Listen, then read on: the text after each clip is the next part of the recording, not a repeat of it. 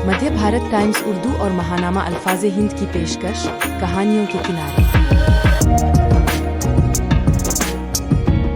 तो पेश है अफसाना ट्रांसफर। अंजलि, इस नाम ही में न जाने क्या जादू है। जब भी ये नाम मेरे कानों में पड़ता है, मेरे दिल में हजारों ख्वाहिशें एक साथ उमड़ पड़ती हैं। मेरी नजरों में बेशुमार रंग बिरंगी तितलियां फड़फड़ा उठती हैं और मेरे दिमाग में बहुत से झरने एक साथ शोर मचाते हुए पर्वतों की ऊंचाइयों से अंधेरी खाइयों में गुम होते हुए महसूस होते हैं। यादों के गर्द गुबार में खोए हुए काफिले के अव्वलीन पड़ाव पर अचानक मशालें जल उठती हैं और मैं उनकी रोशनी में ओझल चेहरे को ढूंढने लगता हूँ। मेरी अंजलि कितनी मासूम, कितनी प्यारी, कितनी नाजुक, चमेली की एक नन्ही सी कली। आज तक कोई भी गुड़िया उस जैसी नहीं बनी। आज फिर वो मेरे एहसासात पर छा गई है। आज फिर उसकी याद ने मेरी रूह को बेचैन कर दिया है, मेरे जज्बात को मुंतशिर कर दिया और मेरे दिलो दिमाग में एक हैजान पैदा कर दिया है। दिल्ली से जम्मू के लिए ट्रांसफर ऑर्डर मिलते ही मैं यहाँ चला आया था। ट्रांसफर में बहुत दुश्वारियाँ, बड़ी परेशानियाँ होती हैं। जब मैंने ये सरकारी नौकरी ज्वाइन की थी, उसी वक्त तय कर लिया था कि कभी भी ट्रांसफर के सिलसिले में कोशिश नहीं करूँगा, न कहीं जाने के लिए और न रुकवाने के लिए। उस वक्त मैं अकेला था, लेकिन अब एक खूबसूरत बावफा बीवी का शौहर हूँ और अपने 2 प्यारे प्यारे मासूम बेटों का बाप हूँ। उनकी जिम्मेदारियाँ, उनकी आसाइश और उनके एहसासात का ख्याल रखना भी मेरा फर्ज है। लेकिन सरकारी नौकरी में ट्रांसफर होना उतनी ही बड़ी सच्चाई है जितनी कि जिंदगी में मौत। ट्रांसफर पर चले जाना ट्रांसफर रुकवाने से कहीं ज्यादा आसान है, यही सोचकर चला आया। अजनबियत में हर वक्त आंखें किसी अपने को, किसी शनासा को ढूंढती रहती है। यहाँ आते ही दफ्तर के कामों में मसरूफ हो गया था। काम वही एक जैसा जो 20 सालों से करता चला आ रहा हूँ। ऑल इंडिया रेडियो के प्रोग्राम हर जगह एक ही जैसे होते हैं। 3 हफ्ते यूं ही बीत गए। इस बीच स्टाफ के तकरीबन सभी लोगों से मुलाकात हो गई।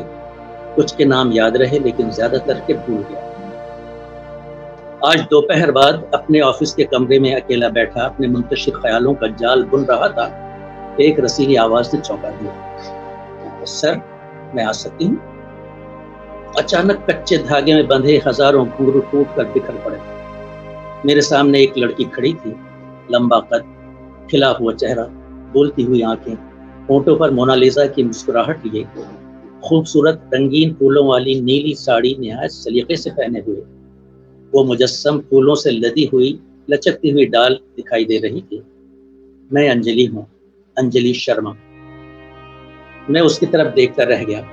उसने कुर्सी पर बैठते हुए कहा, मैं यहाँ प्रोग्राम एग्जीक्यूटिव हूँ सर। मुझे याद नहीं कि मैंने कोई रस्मी जुमले कहे भी कि नहीं, या बस मुस्कुरा के ही रह गया। लेकिन इतना याद है कि अंजलि नाम सुनते ही मैं कहीं खो गया। बहुत दूर, बहुत पीछे लड़खड़ाते हुए बचपन को कस्बे की कच्ची गलियों में स्कूल से घर की तरफ जाता हुआ देख रहा हूँ। स्कूल बैग पीठ पर लदा हुआ है और मेरा मुंह गुस्से से फूला हुआ है। मेरे पीछे थोड़े फासले पर अंजलि चल रही है, पीठ पर स्कूल बैग, हाथ में पानी की बोतल और दोनों आंखों में मोटे मोटे आंसू लिए हुए। उस रोज अंजलि से मेरा झगड़ा हो गया था। किस बात का ये तो याद नहीं, लेकिन हाँ इतना याद है कि मैंने उसके गाल पर एक चांटा मार दिया था और वो चिल्ला चिल्ला कर रो पड़ी थी। उस वक्त कोई टीचर क्लास में नहीं था। उसके रोने की आवाज सुनकर बराबर की क्लास से एक टीचर आ गए। उनको सब बच्चों ने मेरा नाम लेकर बताया, इसने अंजलि वार्ष्णेय को मारा। अंजलि वार्ष्णेय एक पुलिस ऑफिसर की बेटी थी और मेरी बहुत अच्छी दोस्त, बल्कि सबसे अच्छी दोस्त। हम दोनों क्लास में एक ही बेंच पर एक साथ बैठते थे, एक साथ लंच करते। मुझे उसका और उसे मेरा खाना बहुत अच्छा लगता था। और स्कूल से छुट्टी होने के बाद एक साथ ही एक दूसरे का हाथ पकड़े हुए गली के उस मोड़ तक आते जहां से एक रास्ता पुलिस लाइन को और दूसरा मेरे घर को चला जाता था। कुछ लम्हों के लिए वहां रुकते, फिर अपने अपने घरों की तरफ चल देते। लेकिन जुदा होते वक्त मेरे दिल में एक अजीब सी कैफियत होती, पता नहीं क्यों। उससे अलग होने को जी नहीं चाहता था। मैं अपने घर की तरफ जाते हुए मुड़-मुड़ कर उसको उस वक़्त तक देखता रहता जब तक वो दिखाई देती। शायद उसके दिल में भी ऐसा ही कुछ होता होगा। हमारा उस स्कूल उस कस्बे का सबसे अच्छा स्कूल माना जाता था। नया-नया खुला था। एडमिशन के वक़्त मेरा टेस्ट भी लिया गया था। उसी रोज़ अंजलि वार्ष्णेय ने भी टेस्ट दिया था और हम दोनों ही क्लास 4th में एडमिशन के लिए कामयाब हो गए थे। उस रोज़ पहली और शायद आखिरी बार मैंने अंजलि वार्ष्णेय के father police officer mister Varshney को पुलिस की वर्दी में देखा था। पुलिस वालों से मैं क्या सभी बच्चे डरते थे और शायद हमारे स्कूल के सब टीचर डरते थे। इसलिए अंजलि वार्ष्णेय से भी सब बच्चे डरते थे। उससे कोई बात करने की हिम्मत न करता और सभी टीचर उसका बहुत ख्याल रखते। सब बच्चों को किसी न किसी बात पर सज़ा मिलती, लेकिन अंजलि वार्ष्णेय को ज़रा सी डांट भी नहीं पड़ती। उससे शुरू में तो मैं भी बात नहीं करता था, लेकिन एक रोज़ सुबह जब मैं स्कूल आ रहा था तो दूसरे रास्ते से अंजलि आती हुई दिखाई दी। वहीं पर एक कुत्ते का छोटा सा बच्चा उसके साथ लग गया। अंजलि उसको देखकर डरने लगी और घबराए हुए अंदाज में चीख कर उसको हट हट हट कहने लगी। मैं उसके पास गया। वो जल्दी से मेरा हाथ पकड़कर मेरे पीछे छुपने लगी। मैंने अपना बैग घुमाकर कुत्ते के बच्चे को मारा। उसको लगा तो नहीं, लेकिन वो डर के भाग गया। उसको जाता देखकर अंजलि ने इत्मीनान की सांस ली। उसका दिल जोर जोर से धड़क रहा था। उसकी आंखों में कुत्ते का डर और मेरे लिए शुक्रिया के जज्बात मैं उस वक्त भी अच्छी तरह महसूस कर सकता था। उसने कहा कुछ भी नहीं, लेकिन मेरा हाथ पकड़े पकड़े स्कूल तक चली आई और तब से हम दोनों ही क्लास में एक ही बेंच पर साथ साथ बैठने लगे और रोजाना ही स्कूल आते वक्त तो कभी कभी, लेकिन स्कूल से छुट्टी के बाद घर जाते हुए एक दूसरे का हाथ पकड़कर या कभी एक दूसरे की गर्दन में हाथ डाले गली के उस मोड़ तक जाते जहां दो रास्ते अलग अलग हो जाते थे। लेकिन उस रोज छुट्टी के बाद मैं गुस्से से फूला हुआ और वो आंसू भरी आंखें लिए अलग अलग चल रहे थे। जब बच्चों ने टीचर से मेरी शिकायत की थी कि इसने अंजलि वार्ष्णेय को मारा है, तो टीचर ने मुझे बहुत डांटा था और सजा के तौर पर छुट्टी होने तक बेंच पर खड़े रहने की सजा दी थी। मैं बेंच पर खड़ा था और अंजलि सिस्कियां लेती हुई शर्मिंदा थी कि उसकी वजह से मुझे सजा मिल रही है, लेकिन मेरी सजा खत्म करवाना अब उसके बस में नहीं था।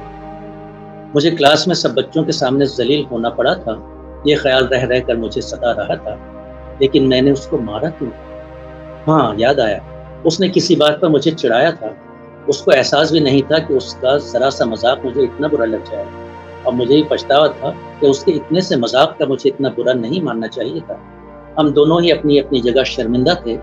मैंने अपनी रफ्तार थोड़ी सी आहिस्ता की और वो दौड़ती हुई चुपके से मेरा हाथ पकड़कर चलने लगी।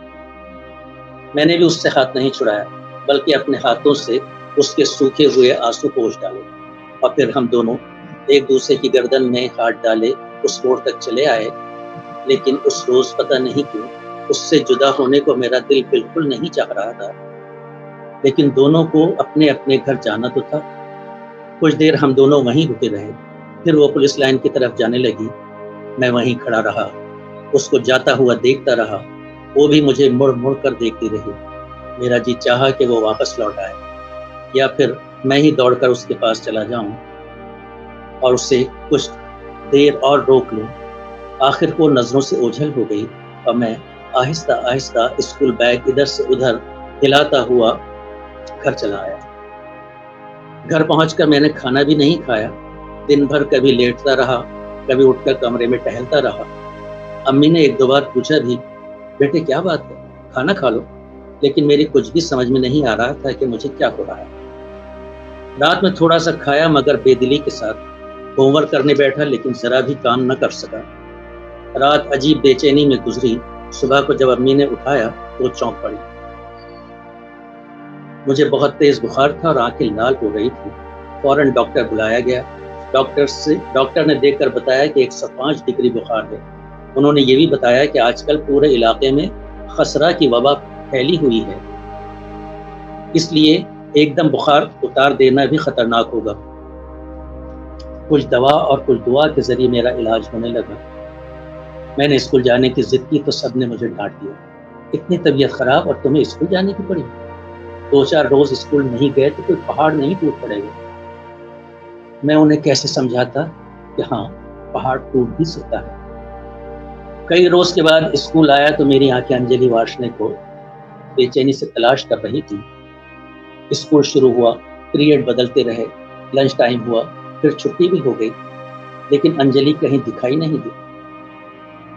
मैं उसी मोड़ पर अकेला काफ़ी देर तक खड़ा रहा, जहाँ से एक रास्ता पुलिस लाइन को जाता था। मैंने देखा कि पुलिस लाइन की तरफ से एक ट्रक आ रहा है।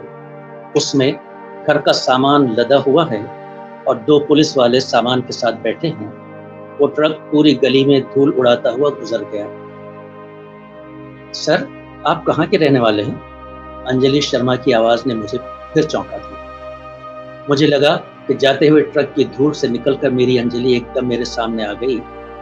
वो नन्ही सी कली अब एक खूबसूरत फूल बनकर खिल उठी है। मैं रहने वाला तो महाराष्ट्र का हूँ। बचपन एक गांव में गुजरा, फिर शहर चला आया और अब सरकारी मुलाजिमत में ट्रांसफर के घोड़े पर सवार पूरे हिंदुस्तान में भटक रहा। आप कहाँ की रहने वाली हैं? मैंने बातों का सिलसिला आगे बढ़ाना चाहा। मैं यहीं इसी शहर की हूँ, लेकिन मैं भी कई ट्रांसफर झेल चुकी हूँ। अभी कुछ ही अर्सा पहले यहाँ आई हूँ। बोलते हुए उसके होठों से फूल झड़ रहे थे, उसकी आवाज़ कानों में मिठास घोल रही थी। उसकी मौजूदगी मुझे बहुत अच्छी लग रही थी। मेरा जी चाहा कि वो मेरे पास यूं ही बैठी रहे, बहुत देर तक न सही, बस कुछ देर और। मैंने उससे पूछा, आप चाय पिएंगे? मकसद था कि इस बहाने कुछ देर में उसको और रोके रखूंगा। नहीं सर, मैं चाय नहीं पीती, उसने मुस्कुरा के जवाब दिया। उसके बात करने के अंदाज में बला की कशिश थी। मुझे उससे बात करते रहने का कोई मुनासिब मौजू समझ में नहीं आ रहा था। मैं चाह रहा था कि बस वही बोलती रहे और इस कमरे की महदूद फिजा में जल तरंग की लहरें बिखरती रहें। मेरा जी चाहा कि मैं उससे पूछूं, क्या तुम वही अंजलि हो, मेरी अंजलि वार्ष्णेय, मेरी सबसे अच्छी दोस्त? लेकिन ये भरम कहीं टूट ना जाए। फिजा में कुछ देर खामोशी रही, फिर उसने उठते हुए कहा, सर, अब मैं जाऊं? मुझे लगा जैसे मेरे दिल को किसी ने कस के खींच दिया हो। मैंने चाहा कि उससे कह दूं, नहीं अंजलि, अभी ना जाओ, कुछ देर और बैठी रहो, यूं ही, बस यूं ही। लेकिन मैं उससे ये कह न सका। उसको रोकने का मेरे पास कोई जवाब न था। वो फूलों से भरी डाल लचकती हुई उठी और मेरे कमरे से चली गई। मैं बहुत देर तक गुमसुम बैठा रहा, खिड़की से बाहर आसमान पे बिखरे हुए बादलों के आवारा टुकड़ों को तकता रहा। मुझे ख्याल आया, दिल्ली में मेरे दोनों मासूम बेटे घर का सामान पैक करने में अपनी माँ की मदद कर रहे होंगे। एक रोज ट्रक पर सामान लादा जाएगा और ये ट्रक भी अपने पीछे धुएं और धूल का एक कभी न खत्म होने वाला गुबार छोड़ जाएगा। मेरे बच्चों को उनकी अंजलियों की आंखें वहीं ढूंढती रह जाएगी। पता नहीं कि ट्रांसफर क्यों होता है।